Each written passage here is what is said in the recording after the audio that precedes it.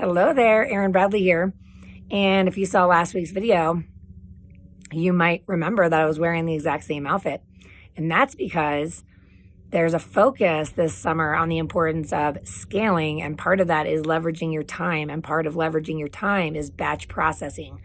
So when you have things that you need to get done, instead of trying to muster up the energy throughout the day when you're being drained a little bit by the reactivity of the inbound calls, texts, clients, fires, transactional details that are sucking the life out of you, and you find yourself not in the mood to do the proactive things that will move the needle for you in your life and business, in any area of your life, really, then the importance of scheduling your time so that you feel like you're in control of your ability to not only find the time, you have to create the time, but also to be in the energetic mood to create an impact with what you're doing in every area of your life. So anyhow, for the next 4 or 5 weeks, I'm going to be wearing the same outfit. Isn't that amazing? Because I'm batch processing. All right.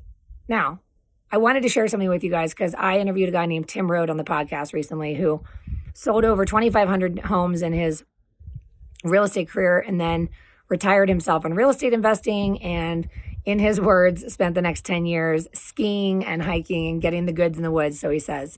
And then he went on to to establish an organization called One Life Fully Lived, which I'm going to be talking a lot about because I'm super inspired about what they're doing, providing education around mindset and belief and the ability to take the wheel of your life to schools and prisons and sober living communities, and basically helping folks that don't have access to this kind of personal and professional development that we do, and get it out there in the hands of the people that need it most and help them to take charge of their lives and create extraordinary transformation. So I'm sharing that because I hope you'll listen to his podcast and look up One Life Fully Lived. It's really, really inspiring to me.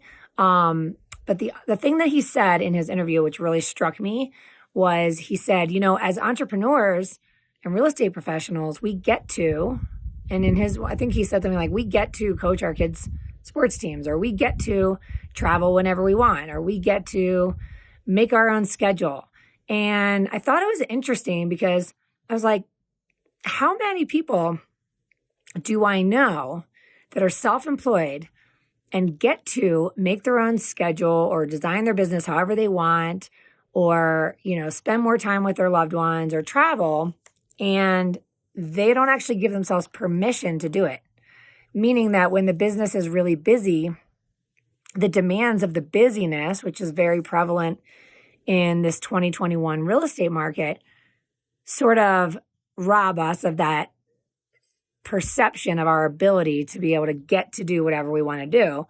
And we tell ourselves that we'll return to enjoying those areas of our lives that we're putting off at this moment because of the demands of the business. We're going to enjoy those aspects of our life when the business slows down again, or when we get through the busy season. And then it slows down, and none of us really feel great about that either. So then we're feeling a little bit stressed and anxious, like, is this the beginning of a market shift? And so we need to hustle, and there's no way I could justify taking a vacation now.